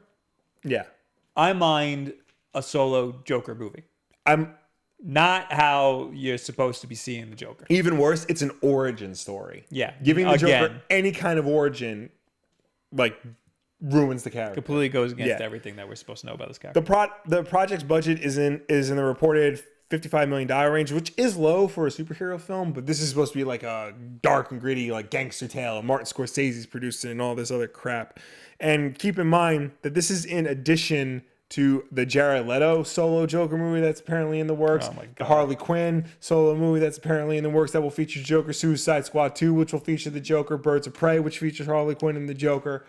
The problem is that these movies make money. Yes. Like, that's why they need to keep farting them out. But what I don't understand is why we're having 2 Joker movies completely separate of each other. Like, one is in the established universe, one isn't. Well, we're getting a Venom movie. Yeah, but I'm not saying that makes sense either. yeah. I'm just saying this is how these people are put it thinking, to you because they this know way. it's just going to make money. If Batman is not in this in any sense of the word, then why bother? Because like Batman is as important to the Joker's origin as Spider-Man is to Venom's. It has to be a Batman movie. Yeah. It can't be just a Joker movie. Yeah. You can't. Joker does not exist without Batman. Yeah, exactly. Yes. Yes. That's the whole. Yes. Yeah. Okay. Devin says DC Cinematic Universe is really bad. It is. Mark Murphy says solo Joker movie. He's so excited about it. Yeah. Do you have anything else here? I don't have to really think. I'll just plow through this real quick. We got our first official look at Zachary Levi as Shazam. Oh, I'll take a look at that. Oh, that's Chuck. Yeah, Chuck playing Shazam. He's just drinking a soda with Freddie Freeman outside a convenience store. This is an official look, because I'm pretty sure. Yeah, we've had like leaked looks before, but this is like the first time Warner Brothers is like, yeah, no, this is from us directly. This is some nerd with a camera on set. So there you go. He likes soda, apparently. Yeah, well, because he's a 10-year-old kid. Right. So there's that, and then I'm excited for this. We're getting a new RoboCop movie written by the original writers of RoboCop 1, and it's being directed by Neil Blomkamp, who did District 9. Oh, that might actually be good. Yes. Well, I was talking with a friend before, like, oh, Neil Blomkamp, he directed District 9, that's great. And Elysium, okay. And Chappie, oh, like he's had diminishing returns. Chappie, I thought was supposed to be good. And it's not. Oh, okay. No. But I mean, this is RoboCop, and he has said like RoboCop was one of the biggest influences on him. So I feel like this like is something he understands. He will take it seriously. He will do his best with it. He was supposed to do an Alien sequel with Sigourney Weaver and Michael Biehn, and it would be a direct sequel amazing. to Aliens, which would have been great. But Ridley Scott decided, no, I want to do unrelated films involving aliens. So Executor 66, best Batman game other than the Arkham games. Best Batman game other than the Arkham games, the NES one, Batman on the NES. Okay, that's a perennial favorite of people. Either Batman and Robin on Super Nintendo or Sega Genesis. Those were really good. I have Batman Vengeance for GameCube. I haven't played it yet, but that's supposed to be good. Oh, I thought for sure you were gonna bring that up. Yeah, no, I haven't played it yet. I have it, but SJR says $5 super chat. Sonic movie news. Can't remember if you guys talked about it or not. Like Jim Carrey voicing Robotnik, among other things. That was a while ago, wasn't it? that was a while ago. I think so. You think it's dumb? Voicing, I might be able to get behind. This is a live action hybrid.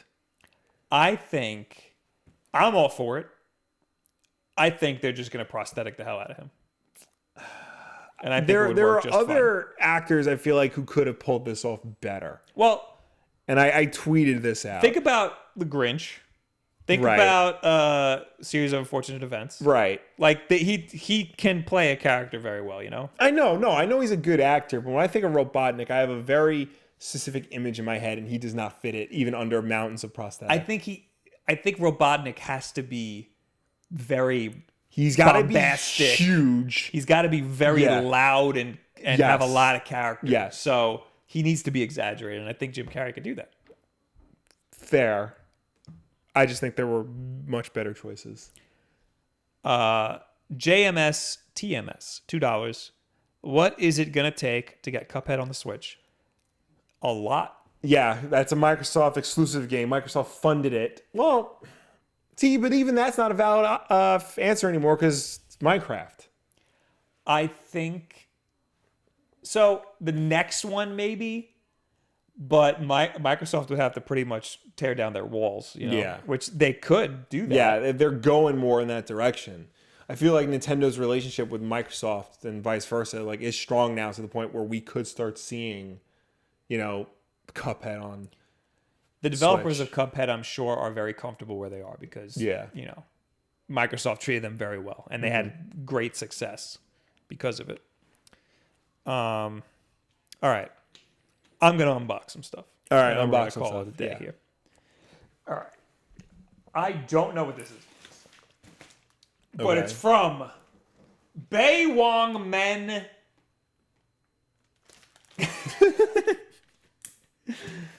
You know our friend Yep. Big Wong. Big Wing Wom. Yep. Yep. None of that Nope. was true. Oh, it's one of these DHL packages that is big and has a lot of tape. I always wonder if there's going to be any foreign, like, bugs or anything that's going to come out of these things. Again, it's also scary because I don't know what's in here. Yeah. I think I should know. Yeah. Let me just cut towards me, which is what you should always do. Always do that with a knife. Oh, what is this? It's a battery case? Some sort of switch thing. Yeah. It is a case. Looks like it's got It's a grip situation. No. Now, I did talk to these people, and I completely forgot what it is. Oh, there's something else in here. Oh, it's two things? Yeah. This is the protective case for the Nintendo Switch. Okay. This looks like it is a spare USB-C cable and charger. Oh my god, I have so many cases. Why did I agree to this? Oh, it's got a... it's one of... Oh, okay. It's one of these grips that you have to try out. Interesting. It's not offset.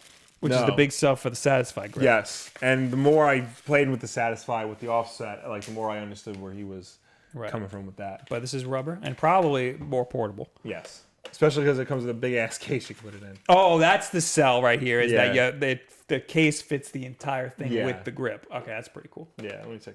And it came with an extra one of these. I think this is what I wanted the most.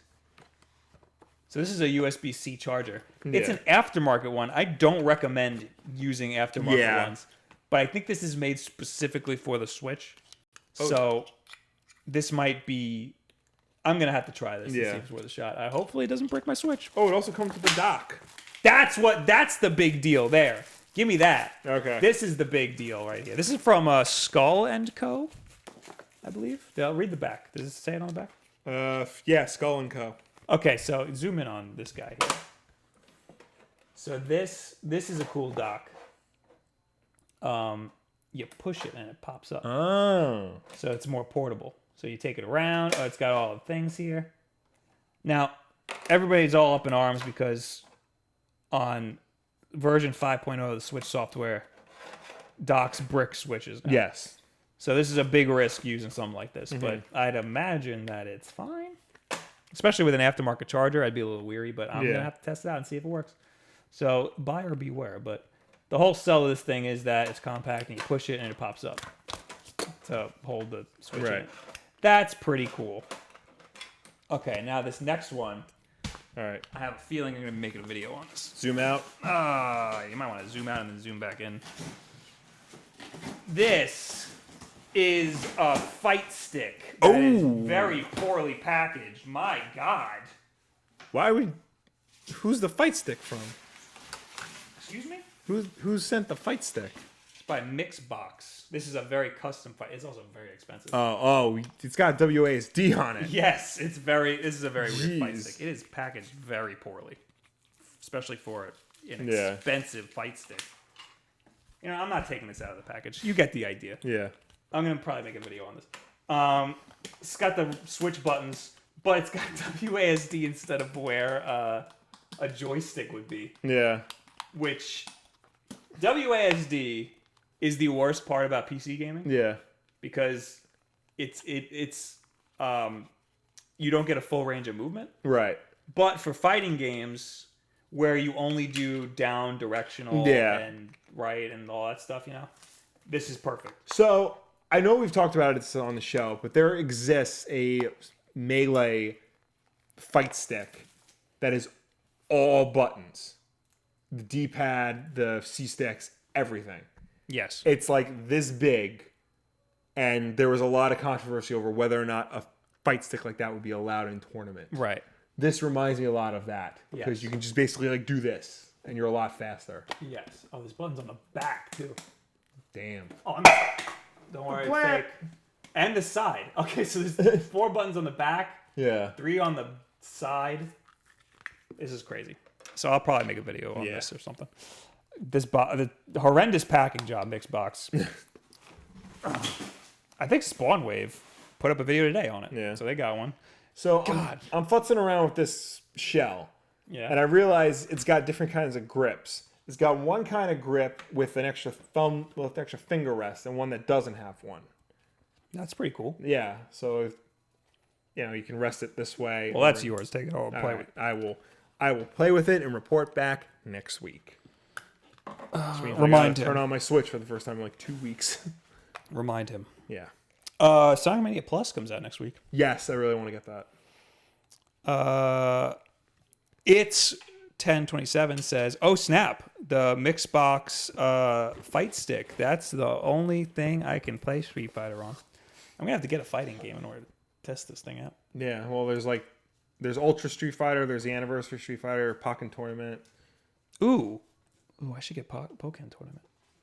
I know there's like 1 or 2 others I can't remember right now. There's all those SNK games. I got a lot to do this week. Simone Stig at Bob, you know that's wrong. Said, seriously, whoever taught you how to use a knife? What? Why? Because I couldn't. You come over and you try to friggin' open this stupid wrapping. They like wrapped it with saran wrap. Like it's food. Am I taking the dock and plug No. one too? Okay. No, you're not allowed to take that. All right, you can keep that. I do need to get a secondary charger, but I'm too lazy. This is Geo who says, WTF? I thought they were both the same guy. We are. We're like James McAvoy in Split. Eric Henley make fun of you for saying Pac-Hen tournament. Don't make fun of me. Make fun of them for having a stupid name. Now is when we talk to you guys. Yes! As always, you can reach us using the hashtag Wulff Den Live on Twitter. If you left a comment on last week's Wulff Den Live, we will get to it. And as well as, I need a better thing You're for good. this. You're fine. You're good. If you left a comment on last week's Wulff Den Live, we will also get to it in this section. And guys, if you are watching us live right now, start leaving your questions. That seems way shorter than I know of all my like incredible like made up spiels I have for this show, that's the one I know I need to work on the most. So if you've gotten to us using the hashtag Wulff Den Live over the course of this whole thing, I will read it right now. Only Simone Stig right now. Thoughts on Incredibles 2 and Ant-Man and the Wasp. Also, Will, why do you put Ant-Man your top 10 MCU films? I liked it. It was good, but not top 10. So we haven't seen either of those films. I'm surprised you haven't seen The Incredibles. I know, I'm really upset. Well, the problem is the movie going partner that I married hasn't seen Incredibles 1. You never married me. I haven't seen it either. You've seen it. I've never seen the first. You've never seen the first No, Incredibles? It is the best Pixar movie. I've never seen it. Well, I'm going to fix that. So after we see Ant-Man, come over. We're going to watch. No, Incredibles. I'm not watching that. So as to why Ant-Man is in the top 10.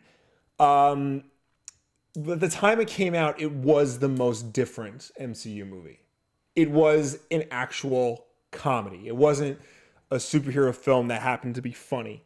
Everyone's like, oh, Ragnarok was the first actual comedy of the MCU. It wasn't. Ant-Man was.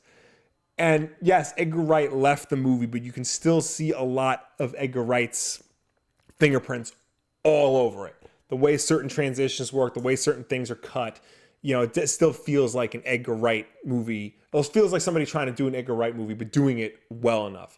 I feel like it was a new kind of character, somebody who was a criminal. We hadn't seen that before. In terms of just the way they set up, such a minor character, but made him feel unique and different and important to the whole MCU. I feel like it pulled it off very well. Star-Lord was a criminal. Touche. I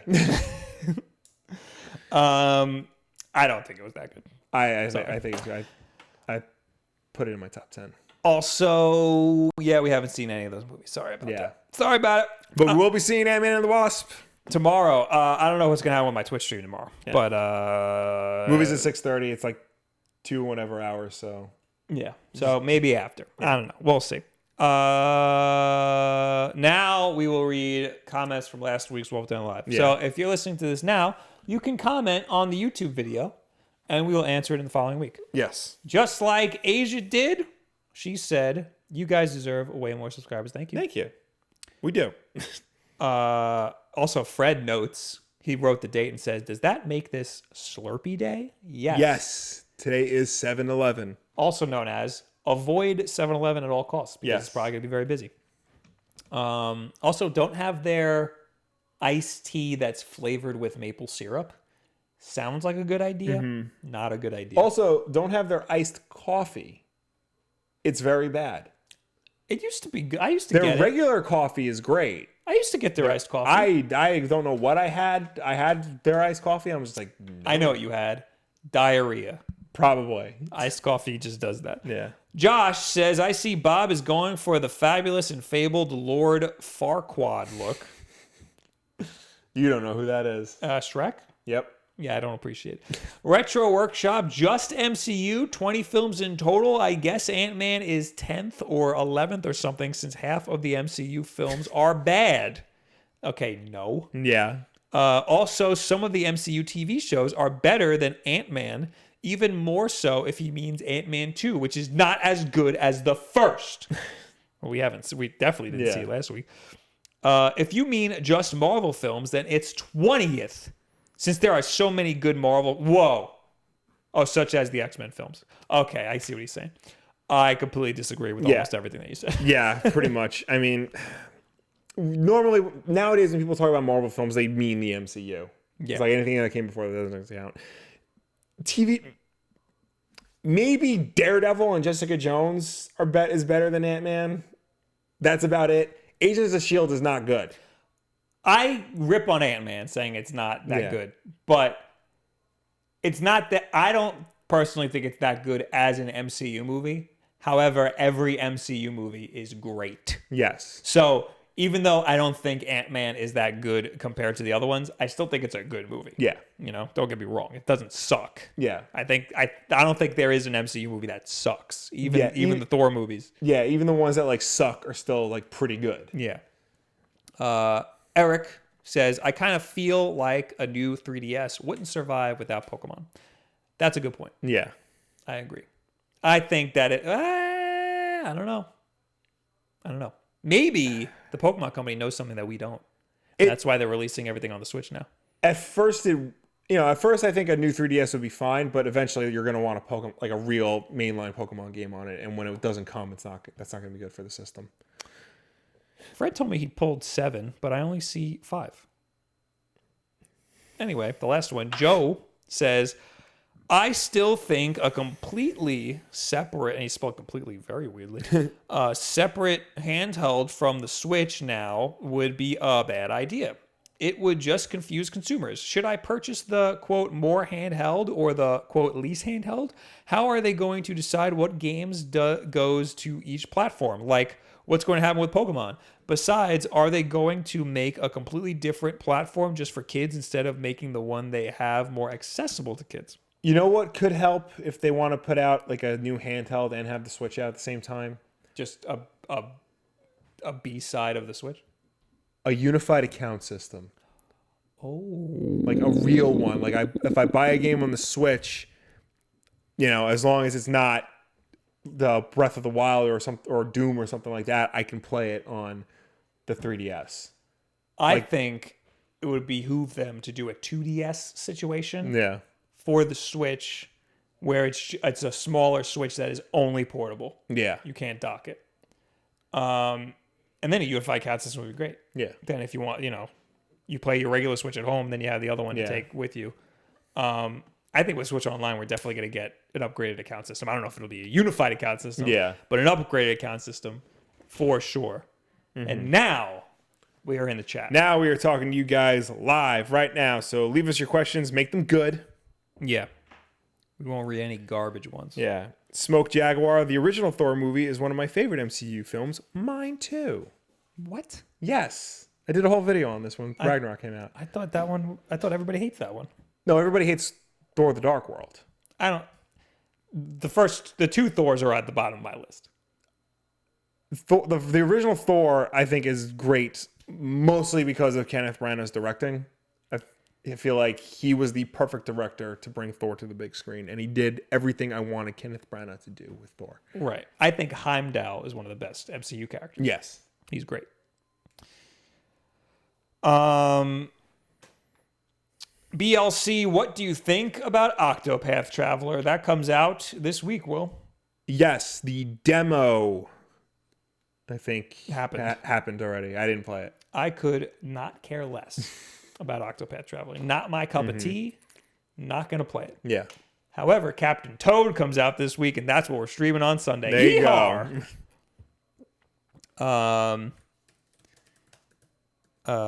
D-Dub says, they'll never have a Switch Mini that's 150. What you can play Breath of the Wild, on, because what's the point in buying the $300 one?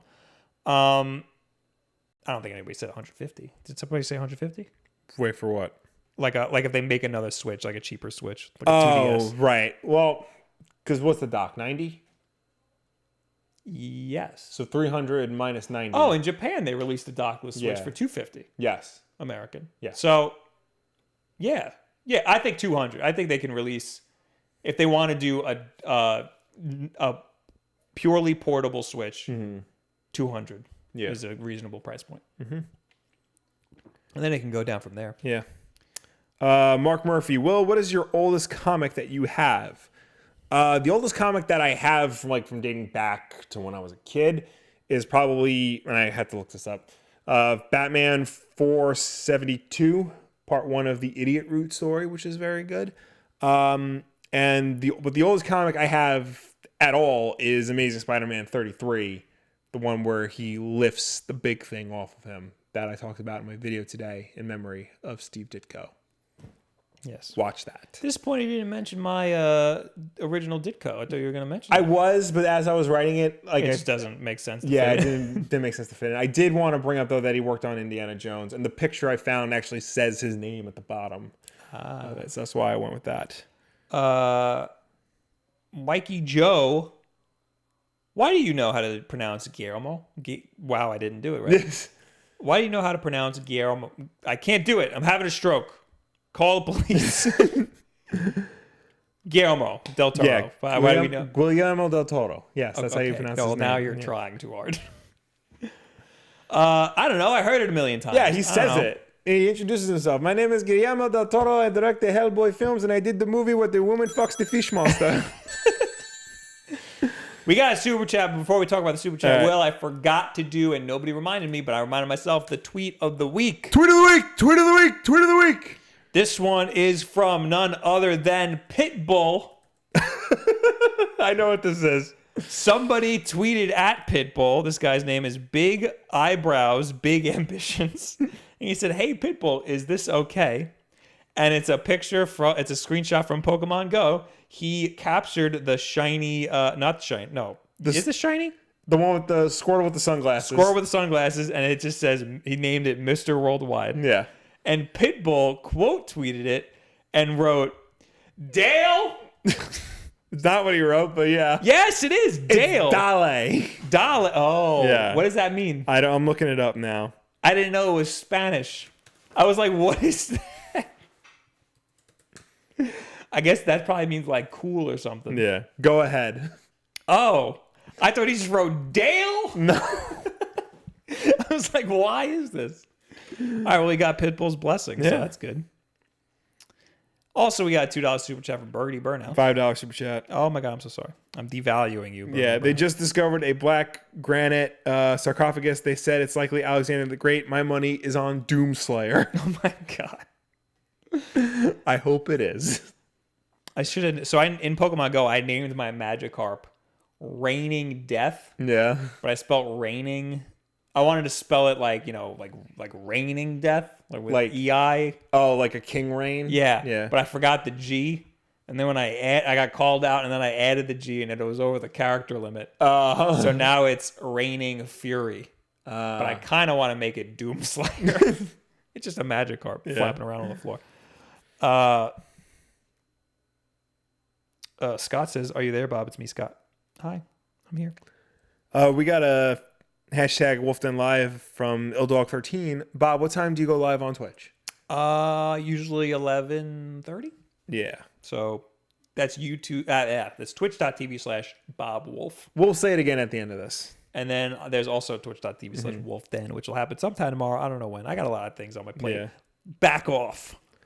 Nothing says, what do you think about the rumors of an upcoming Nintendo Direct on July 27th? I think, I don't know about July. They have a history of doing them after E3. Yeah. I think I think it's more likely August. Mm-hmm. I don't know about July. I think August is more plausible. Yeah, I can see that.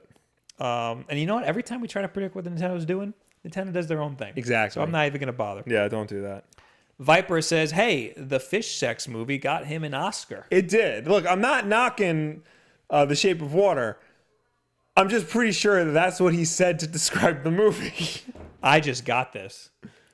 The shape of water, he means the shape of his genitals. Yes. Because he doesn't have a penis in the movie. Yes. Even though he talks about the fish penis. Yes. He says, you're going to see fish penis. There you don't see any fish penis. You don't see fish penis. I was a little disappointed. I do know, I read something with Doug Jones, the guy who played the fish monster, and he's like, yeah, we spent like a year just designing his butt.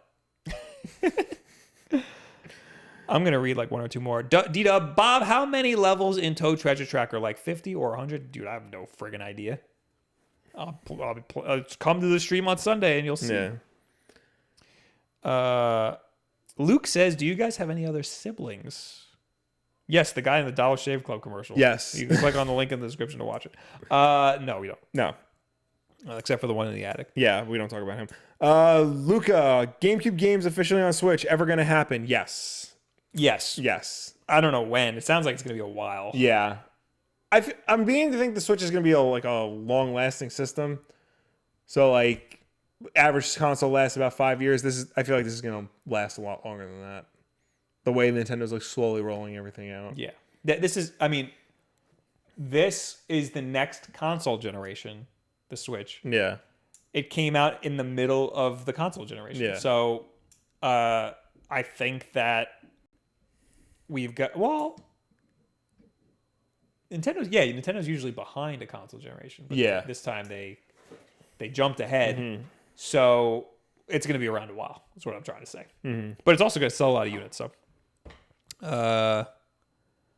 Diane Andy says, I'm with Bob. Thor movies are at the bottom. Not that they suck, but they aren't great. Okay. You're wrong, but okay. Two homes, or is that Ty Homes? Two homes. When is there going to be a Wulff Den con? Every con we go to is Wulff Den con. That's a good point. Yeah. I was also going to say when you give us a lot of money. That too. Pete says, Mario Maker on the Switch, when is that going to happen? IGN teased an article today talking about how they said when Switch Online comes out, they anticipate a bunch of games, announcements and stuff. I also think that's true.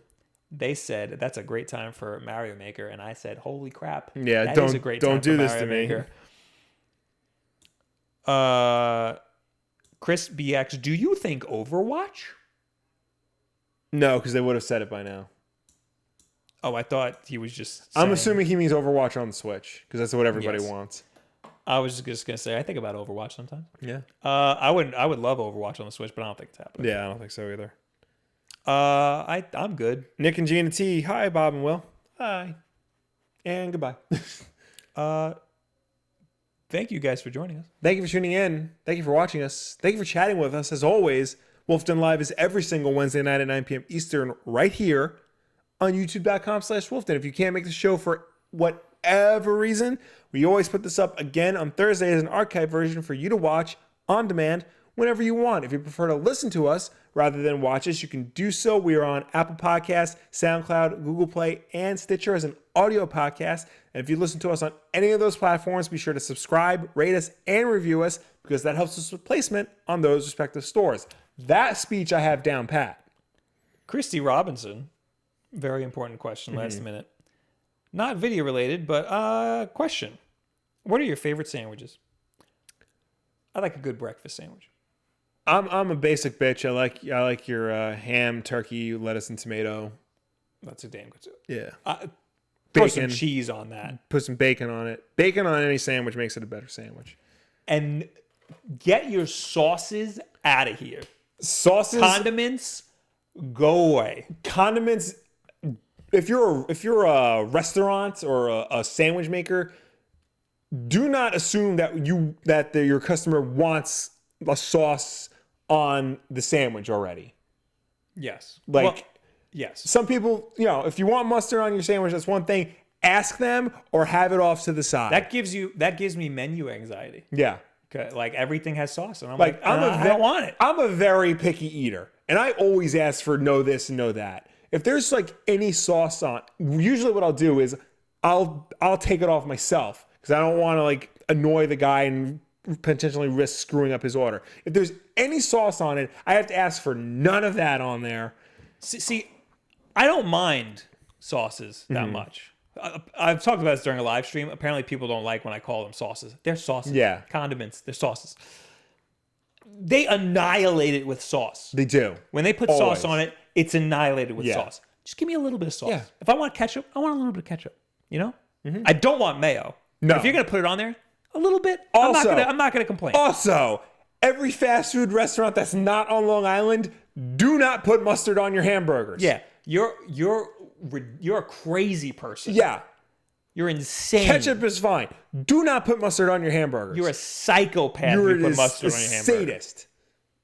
All right, thank you guys for hanging out. Go to twitch.tv/BobWolf to see me draw a thumbnail in a few minutes. Tomorrow on twitch.tv/Wulff Den, we have on twitch.tv/Wulff Den, I've been playing Pokemon Yellow. I don't know what the hell is going to happen tomorrow, but sometime this weekend, between tomorrow and or Friday, I got to play some Pokemon Yellow. Yes. So it might be late tomorrow, might be early tomorrow. I don't know, but I'll see you later. Goodbye. Bye. That's the wrong thing that I hit. I'm still waving. All right, goodbye.